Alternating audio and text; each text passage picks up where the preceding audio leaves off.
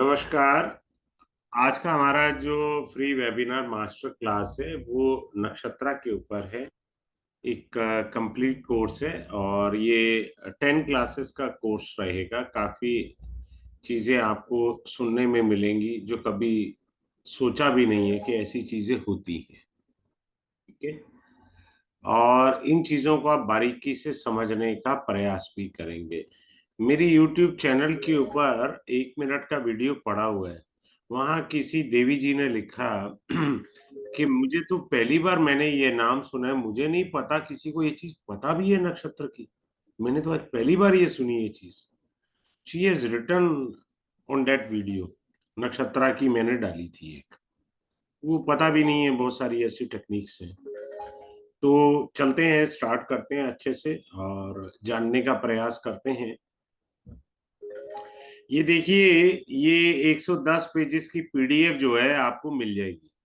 Booklet पूरी पूरी किताब मिलेगी 110 पेजेस की आपको। इस कोर्स के इंडेक्स बना हुआ है, 21वां है और ये 85 110 पेजेस। तो आपको जो है पूरी डिटेल के साथ पीडीएफ मिलेगी 110 पेजेस की। बहुत इजी है। करते हैं स्टार्ट, अच्छे से समझने का प्रयास करते हैं। फिलहाल उन लोगों के लिए सबसे पहले स्टार्ट करना चाहता हूं जो रियली इंटरेस्टेड है to enrol for this course. ये मंडे स्टार्ट होगा, 23 अक्टूबर। 23 को मंडे टू फ्राइडे रहेगा, रात को 9:30 बजे से 10:30 बजे तक। ठीक दोबारा रहेगा क्योंकि 10 क्लासेस का कोर्स है, तो इसमें पीडीएफ आपको मिलेगा और लाइफ टाइम के लिए क्लास रिकॉर्डिंग मिलेगी। क्लास रिकॉर्डिंग, ठीक है। ई सर्टिफिकेट मिलेगा जिनको गवर्नमेंट जॉब करना है,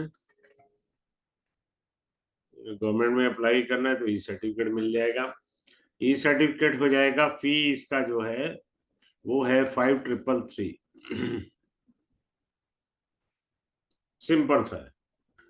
अब क्लास स्टार्ट करते हैं नक्षत्रा के ऊपर। बड़े ध्यान से समझिएगा। नक्षत्र क्या है और ग्रह क्या है। ग्रह बॉडी है, नक्षत्र आत्मा है। जिस प्रकार हमारे शरीर से आत्मा निकल जाए तो अब ये डेड बॉडी है। जितने भी ग्रह हम नक्षत्रों के बिना समझने का प्रयास करते हैं, हम दिशा भ्रम करते हैं अपने आप को। सिंपल सी बात आप समझ लीजिए। सबसे अच्छी चीज नक्षत्रा के अंदर उसके चरण होते हैं। एक चरण 0 से लेके 3 20 डिग्री का होता है, तो सीधी सी बात है 3 डिग्री 20 मिनट का एक नक्षत्र होता है, नक्षत्र का चरण होता है। इस चीज को आपने समझना है। अब मैं समझाता हूं आपको अलग अलग तरीके से।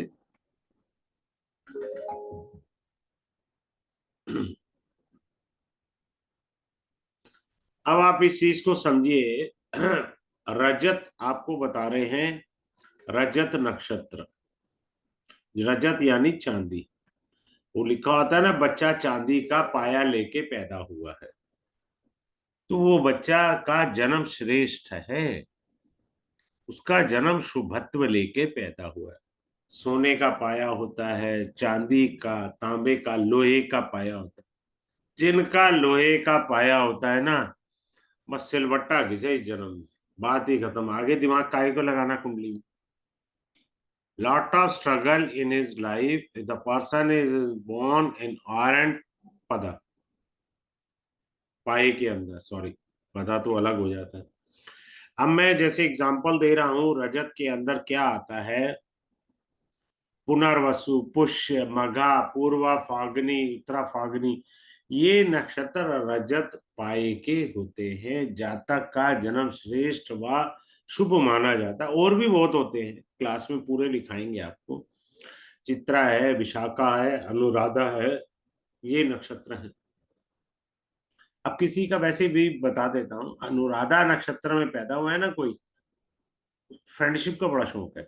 मेरे पास अगर कोई कंसल्टेंसी के लिए कोई कुंडली आ जाती है ना, मैं देखता हूँ मेल फीमेल में कोई अनुराधा में पैदा है, तो मैं उनसे बोलता हूँ कि आप अपनी वाइफ को गर्लफ्रेंड माने। और उनकी वाइफ को बोलता हूँ अगर वो पैदा हुई अनुराधा में तो हस्बैंड को बॉयफ्रेंड माने, वो वाला संबंध ज्यादा डेवलप करे भगवान श्री कृष्ण और राधा जी का।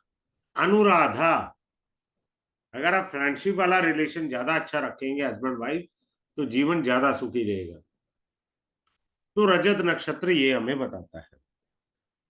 अब आता है सात्विक नक्षत्र किसके हैं?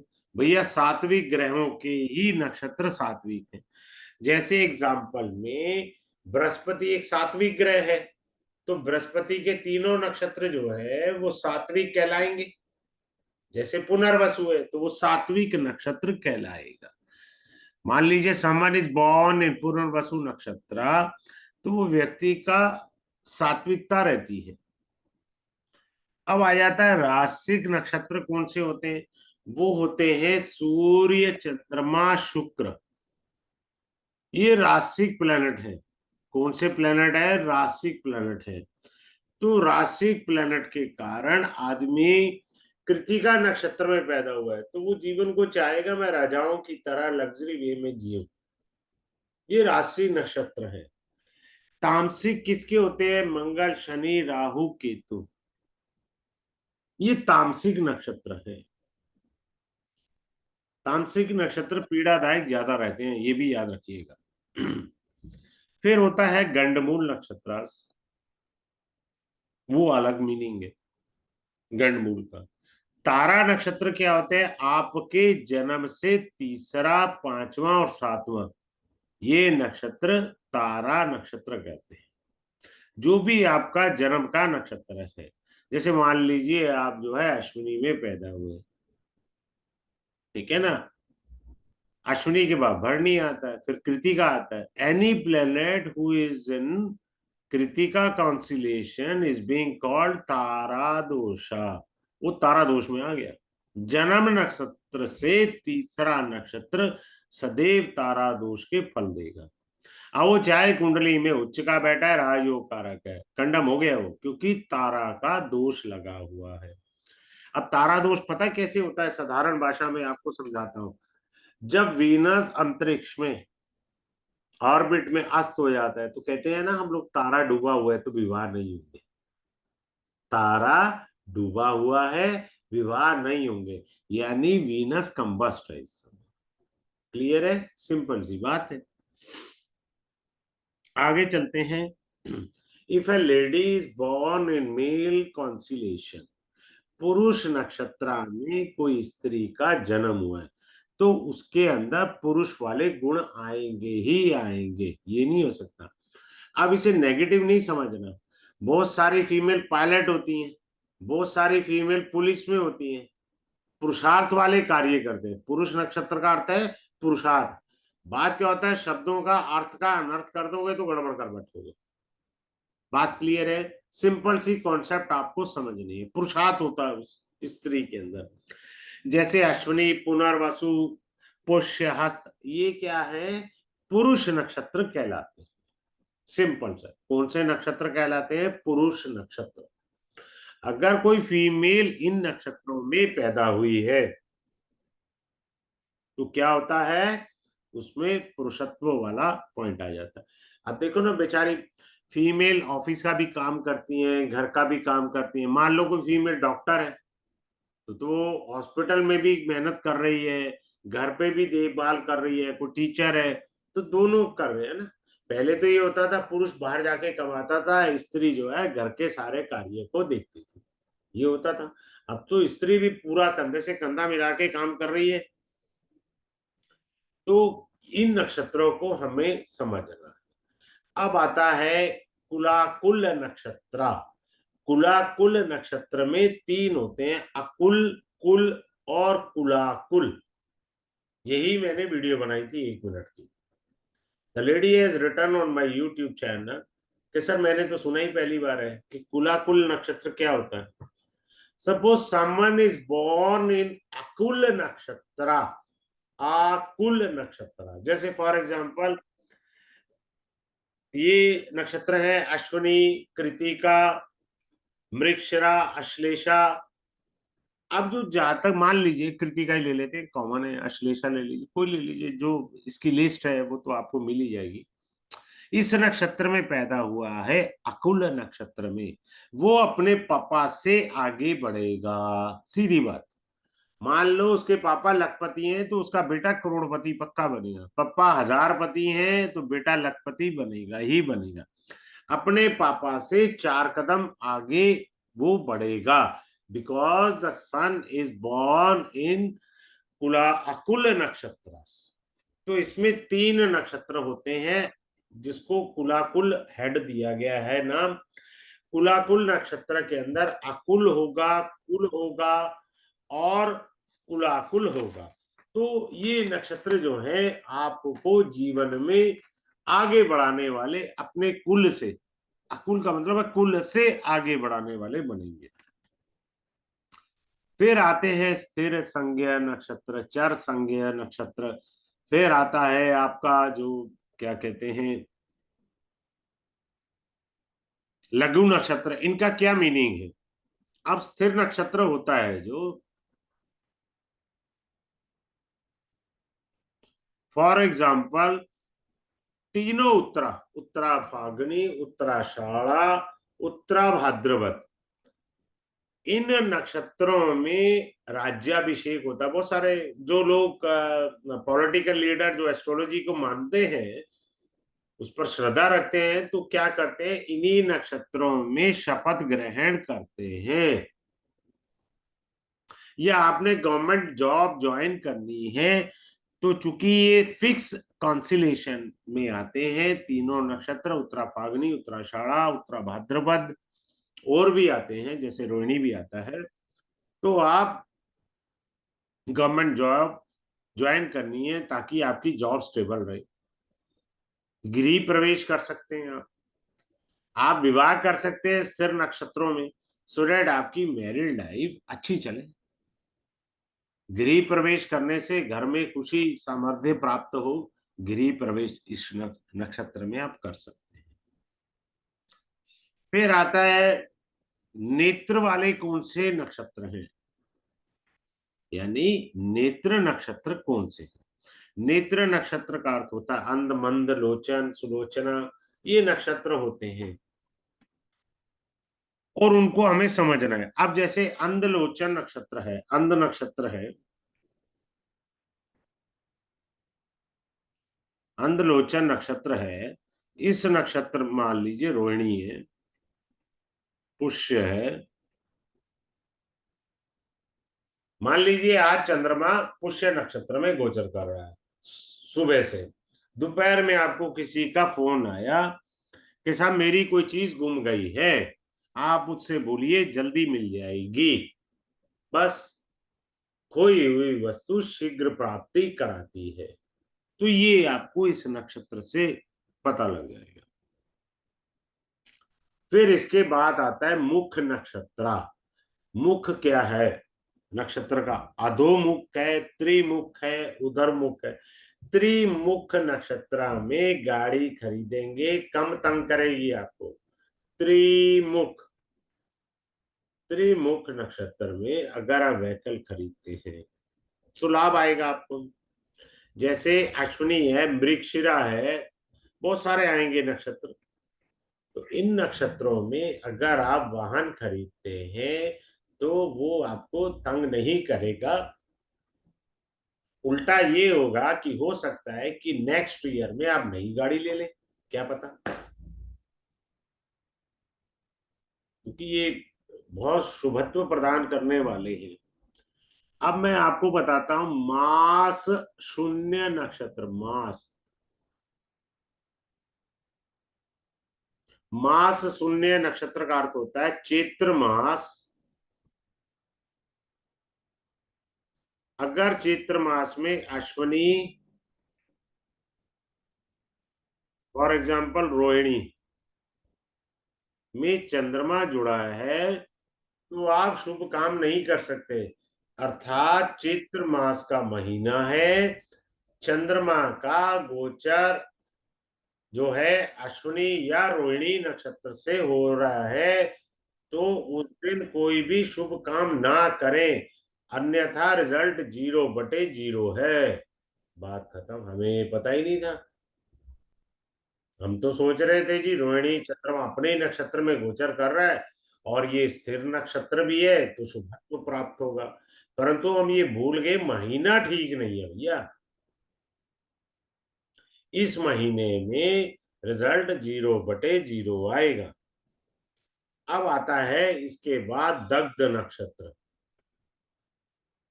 दग्ध का अर्थ होता है जल जाना। दग्ध नक्षत्र में क्या है, रविवार हो और उस दिन भरणी नक्षत्र हो, यानी चंद्रमा भरणी नक्षत्र में रविवार के दिन गोचर कर रहा था। कोई भी शुभ कार्य करेंगे रिजल्ट 0/0। इसी तरह यमघट नक्षत्र आएगा। यमघट नक्षत्र जो होता है रविवार के दिन माघा नक्षत्र हो, यानी संडे के दिन, जैसे आज संडे है, संडे के दिन चंद्रमा मघा नक्षत्र में गोचर कर रहा है तो यमघट है, रिजल्ट 0/0। ये पता होना चाहिए आपको नक्षत्रों का, काफी बड़ा कोर्स है।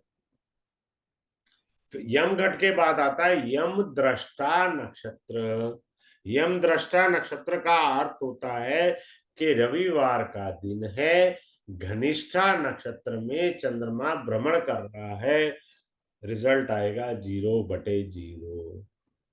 फिर आता है पंचक नक्षत्र। पंचक मतलब जब डेथ हो जाती है किसी की तो पंडित जी से पूछा जाता है शमशान भूमि में कि सर पंचक तो नहीं लगा हुआ। तो पंचक के अंदर क्या होता है, डेथ पे डेथ होती है। क्लियर है। घनिष्ठा से रेवती तक पांच ये नक्षत्र क्या कहलाते हैं, पंचक नक्षत्र। अब कोई कहे जी मैं तो याद ही नहीं कर सकता, तो चंद्रमा जब कुंभ और मीन राशि में गोचर करता है तब पंचक लगा हुआ, बात ही खत्म। शॉर्टकट तरीका याद रखने का। आपको घनिष्ठा से रेवती तक नक्षत्र याद नहीं हो रहे तो दूसरा तरीका क्या है, कुंभ और मीन राशि में चंद्रमा जब भ्रमण करता है इन राशियों में तब पंचक लगा होता है। फिर आता है सर्वार्थ सिद्धि नक्षत्र। आपकी सारी सिद्धि पूरी करेगा, सिर्फ एक शादी नहीं करनी इसके अंदर। सर्वार्थ, सर्वार्थ शब्द का अर्थ होता है सब प्रकार की सिद्धियां होंगी आपके जीवन में, लेकिन विवाह को छोड़ करके कोई भी कार्य, शुभ कार्य आप कर सकते हैं। आगे चलते हैं। नक्षत्रा से अपन शरीर के अंग भी देख सकते हैं। अश्विनी हमारे सिर व मस्तिष्क को रिप्रेजेंट करता है। अश्विनी कॉन्सिलेशन हमारे सिर और मस्तिष्क को बताता है। अब मान लीजिए, बड़ी सुंदर बात सीखिएगा, बड़ा मजा आएगा आपको। अभी चेक करिएगा 2-4 दिन के अंदर। मान लीजिए चंद्रमा अश्विनी नक्षत्र में गोचर कर रहा है, कोई भी दिन है उससे, महीना कोई भी है, कोई लेना देना नहीं है। चंद्रमा अश्विनी नक्षत्र में गोचर कर रहा है तो आप बीमार हुए तो ये मानकर चलिए 9 दिन का राजयोग मिला है आपको, बेड रेस्ट 9 डेज। अब किसी ने कहा नहीं जी सर मैं तो चरण भी देखूंगा। अब चरण देखोगे तो मीनिंग बदल जाएगा। अश्विनी नक्षत्र के सभी नक्षत्रों के 4 चरण होते हैं। अगर वो पहले चरण में बीमार हुआ है तो पूरे 9 दिन बेड रेस्ट। अगर दूसरे चरण में बीमार हुआ है तो पूरे 11 दिन का शगुन लगेगा बेड रेस्ट का। अगर तीसरे चरण में बीमार हुआ है तो 10 दिन लगेंगे बेड रेस्ट के। अगर अश्विनी के चौथे चरण में बीमार हुआ है तो 20 दिन का बेड रेस्ट आ गया। बहुत से लोग कहते हैं नहीं जी मैं ठीक हो गया, दोबारा फिर से बुखार आ जाता है, क्योंकि भैया तुम्हारा तो योग लंबा है। ये चीज है। अच्छा, सबसे ज्यादा मेरे पास पीछे काफी इंक्वायरी भी आई थी, मैं पढ़ा रहा था, वो ये ना विंडो शॉपिंग वाले लोग परेशान बहुत करते हैं मुझे। बोलते साहब है ज्वाइन ज्वाइन कुछ नहीं करना होता, पढ़ा मैं मेरे को यहीं से। जो इंटरेस्टेड है, मेरे को 20-25 हजार रुपये फीस वाला तो कोर्स करा नहीं रहा भैया, वो कन्विंस करे जो 20-25 हजार रुपये का कोर्स कराता है। मैं तो वही 5 हजार रुपये या 2 हजार रुपये वाले कोर्स होते हैं, मुझे कन्विंस करने का कोई शौक नहीं है। मेरे से सिंपल सी कॉन्सेप्ट है, भवानी शंकरो वंदे श्रद्धा विश्वास। जिसकी श्रद्धा और विश्वास है वो जी सद के है। जो ये सोचता है ना जी इसमें ये होगा, जिसमें वो पूछ रहा है, करना नहीं है। और मैं कन्विंस नहीं करता किसी को। कन्विंस वो करे 25 हजार का कोर्स करा रहा है, 30 हजार का कोर्स करा, अपने को नहीं जरूरत है कोई कन्विंस करे। जिसकी श्रद्धा, फीस पे करे, ज्वाइन करे, क्लास में आए तो जाने। जब तक क्लास में नहीं आओगे जानोगे कैसे? बाहर से जितने मर्जी हिसाब कर लो। आगे चलते हैं, बड़ी सुंदर सी बात बताने जा रहा हूं, आपको अच्छा लगेगा। किसी का भी देखना हो, आपके पास टेक्निक आ गई सिंपल सी, मैंने एक नक्षत्र बता दिया अश्विनी नक्षत्र में। अगर कोई बीमार हो, आपको चरण नहीं पता है, सीधा सा बोल दो 9 दिन आपको बेड रेस्ट है, take care of yourself. ठीक भी हो जाए उसको बोलिए भाग दौड़ नहीं करनी, दोबारा खटिया पे आ जाओगे, सीधी बात।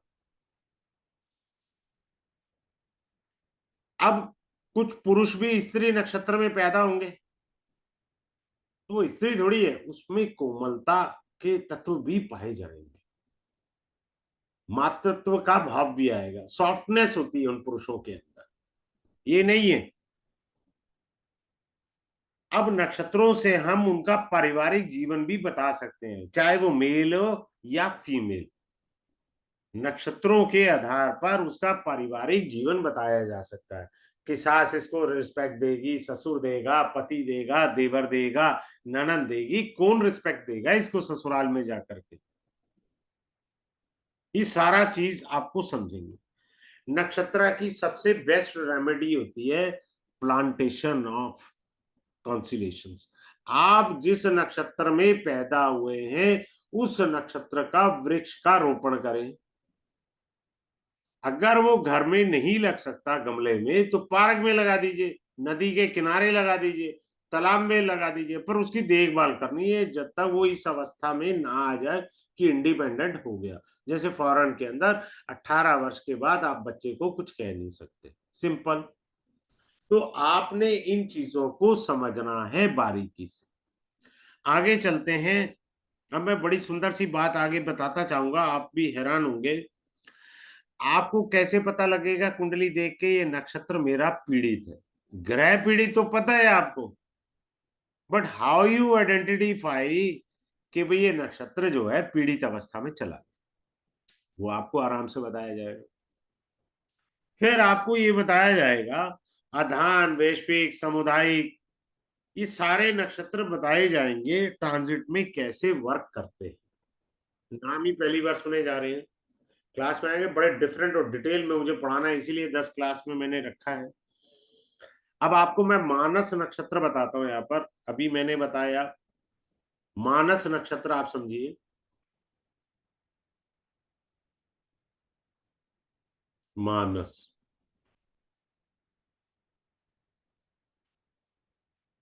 मानस नक्षत्र। अब आपका जो जन्म का नक्षत्र है कोई भी हो सकता है आपका,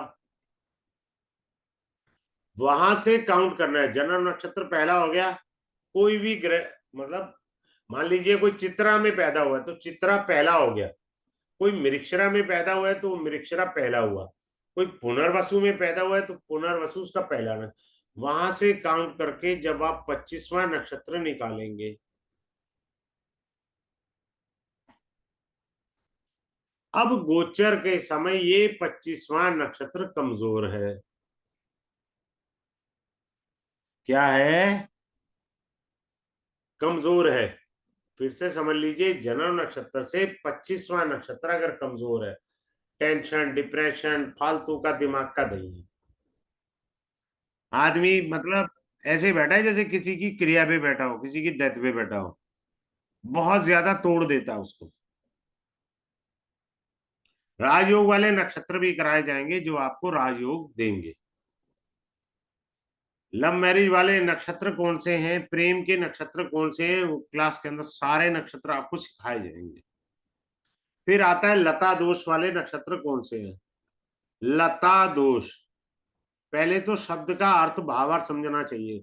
जब मैं नक्षत्र सीख रहा था ना अपने आप से, किताबें बहुत सारी ले आया, मेरी कुंडली में बहुत बड़े राजयोग हैं तो मुझे कोई गुरु मिला नहीं, इसलिए सेल्फ स्टडी वाले पार्टी हूं मैं। ना ज्यादा टफ पढ़ना पसंद है, ना ज्यादा टफ पढ़ाना पसंद है। सिवाय दिमाग का दही होने का कुछ नहीं होता। जितनी इजी टेक्निक पढ़ोगे उतना सुखी रहोगे। आज भी आप गांव देहात में चले जाइए, उनके गिन के 5 ही फार्मूले होंगे, सभी पे पेल देते हैं वो फार्मूले और सटीक बैठते हैं, क्योंकि उनकी 5 में पकड़ है। उनको पता है पांचों फार्मूले हर जगह कैसे फिट होते हैं। हम क्या करते हैं, 50 फार्मूले पढ़ लिए, पता है एक का नहीं है, और ऊपर से कॉम्प्लिकेटेड पढ़े और कबाड़ा करा अपना। ठीक है। लता का शब्द होता है संधि विच्छेद। मैंने पढ़ा उस समय किताबें हिंदी और संस्कृत के संधि विच्छेद। लता का अर्थ है लात मारना। कौन सा नक्षत्र आपको लात मारेगा? क्लियर। फिर आता है पुरुलता।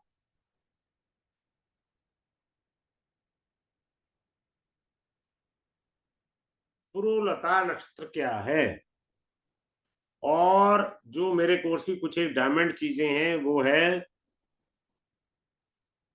विदुन्मुख नक्षत्र क्या है, शूल नक्षत्र, शनिपात नक्षत्र, केतु नक्षत्र, उल्का नक्षत्र, कंप नक्षत्र, वज्र नक्षत्र, निर्घात नक्षत्र।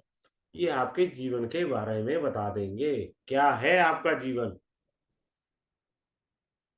और मैं कुंडली लगा के इसको समझाऊंगा, थ्योरेटिकल पार्ट नहीं है। थ्योरेटिकल पार्ट तो मैं आपसे चर्चा कर रहा हूँ, बट पढ़ाना तो मुझे प्रैक्टिकल अप्रोच से है ना क्लास में, ऐसे नहीं होता। फिर आता है एक मीना नाड़ी होता है। वैसे नाड़ी 27 या 28 प्रकार की नाड़ी होती हैं। एक उसमें सबसे प्रचलित है जिसे भृगु नंदी नाड़ी कहते हैं, BNN नाड़ी कहते हैं। एक मीना नाड़ी होती है जो नमाज कुंडली यानी D9 के ऊपर होती है, जो देह और जीव का संबंध बताती है। देह और जीव का संबंध जितना अच्छा होगा उतना आदमी को सुख प्रदान करेगा। बात क्लियर है? तो नक्षत्रों के अंदर बहुत ज्यादा चीजें होती हैं।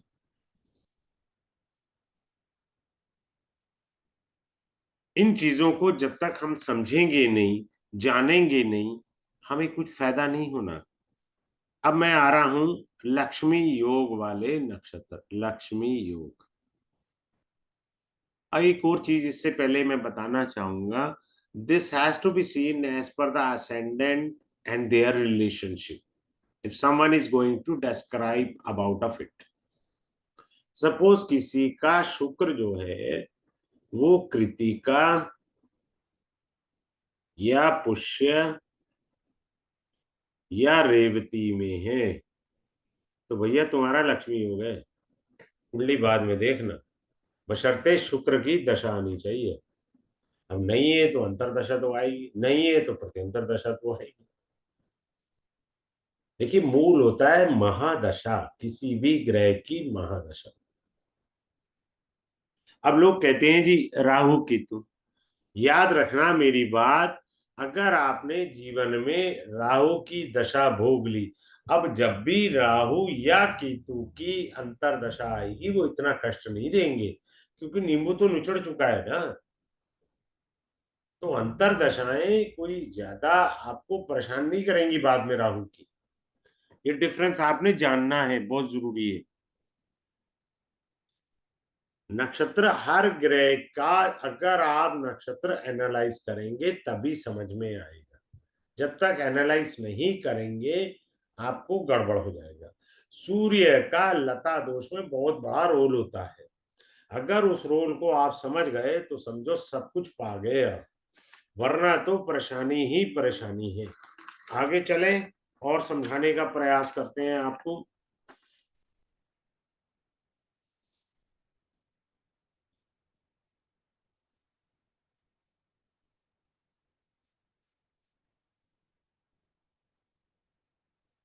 हम्म।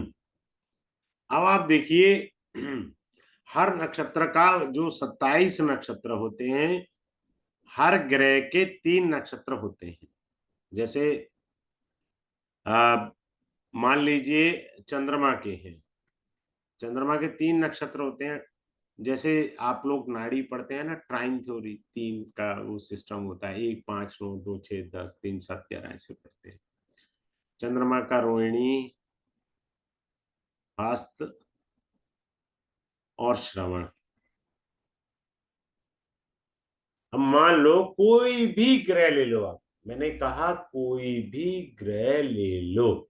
मान लो आपने बृहस्पति ग्रह लिया और वो बृहस्पति आपका हस्त नक्षत्र में बैठा था। ये मत सोचिए बृहस्पति का हस्त से लिंक है, अब बृहस्पति का रोहिणी से भी लिंक है, श्रवण से भी है, क्योंकि इनका लॉर्ड कौन है? चंद्रमा। जैसे कुंडली में आप कहते हो ना कि मेष राशि में बुध बैठा है, then we call it who is the dispositor of Mercury, what we call it? Mars. मेष राशि में बुध बैठा है तो उसका मकान मालिक कौन है? डिस्पोजिटर कौन है? वो मंगल है। तो इसी तरह बृहस्पति हस्त नक्षत्र में बैठा है तो उसका मकान मालिक कौन है? चंद्रमा। और चंद्रमा के बाकी के 2 नक्षत्र भी बृहस्पति से जुड़ गए, और ये किस प्रकार से जातक के जीवन को इफेक्ट करेंगे, that has to be explain only in the class. Transit के अंदर भी नक्षत्र का बड़ा रोल होता है। देखो बड़े ध्यान से सुनिए, कुंडली में कोई भी ग्रह एक तो नक्षत्र का फल देगा, एंड D9 में कहा बैठा है उसका भी फल देगा। ये 2 चीजें उससे जुड़ी है। मान लो गुरु जो है चित्रा नक्षत्र यानी मंगल के नक्षत्र में बैठा है और D9 में मिथुन राशि में बैठा है, इसका मालिक बुध हुआ। तो गुरु के अंदर चित्रा नक्षत्र यानी मंगल एंड बुध, चूंकि वो नमाज कुंडली में बुध की राशि में बैठा है, तो गुरु के अंदर ये 2 गुण आ गए। इसी को केपी एस्ट्रोलॉजी में सब लॉर्ड सब ये पढ़ते हैं। कनेक्शन 2 5 7 9 से हुआ जी, वो इस प्रकार से पढ़ते हैं। हमारे यहाँ क्या हो गया इजीली कि वैदिक के अंदर गुरु चित्रा नक्षत्र में है तो मंगल से लिंक हो गया गुरु का, और बुध से भी लिंक हो गया। ऐसे पढ़ना है हमें। और केपी में सब लॉर्ड बस आप पढ़िए, सिंपल सी बात है। भाई मंगल जो है अपनी 2 राशियों का फल देगा 9 12, प्लस चित्रा मंगल का भी देगा, मंगल जहां बैठा उस भाव का फल देगा। मान लो मंगल मकर राशि में उच्च का होके बैठा है तो 9 12 के बाद 10 आ गया, अब ये केपी आ रही है। अब वो गुरु की राशि में बैठा है, सॉरी बुध की राशि में बैठा है, 3 नंबर राशि है, आ गया लिंक। बस ये केपी भी होता है, लेकिन ये ज्यादा इजी है समझने में, बहुत आसान है। ठीक है, अब हम ये क्लास जो है कल स्टार्ट करेंगे। मैं ज्यादा नहीं इसके अंदर डिटेल दे पा रहा, उसका मूल कारण ये है कि बहुत शानदार टेक्निक है, ऐसे ऐसे सूत्रास हैं जो आपने सुने भी नहीं है, वो पढ़ाए जाएंगे सबसे बेस्ट सूत्रास। किसी को कोई क्वेरी करनी है या पूछना है, अनम्यूट कर सकते हैं अपने आप को, मेरे से पूछ सकते हैं। किसी की कोई क्वेरी है? चलिए ठीक है, thanks, have a good day for joining this webinar. Thanks a lot once again to all of you.